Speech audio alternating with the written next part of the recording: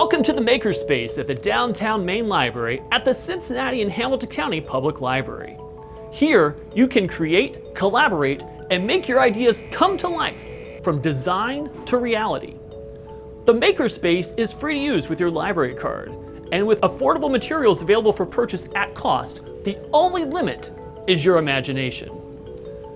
The MakerSpace is open to the public and easy to use, but there are a few tips and tricks to know so you can make the most out of your visit.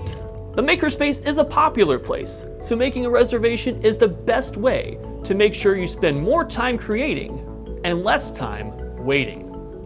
Visit cincinnatilibrary.org/makerspace and log in with your library card to plan a visit to use the equipment.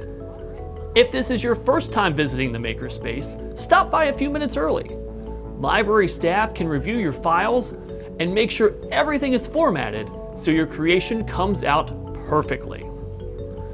Not sure where to start or how to take your creation to the next level? Ask library staff for help. With expertise in operating all the MakerSpace equipment, from button makers to UV printers to bookmakers and more, we're here to help bring your ideas to life.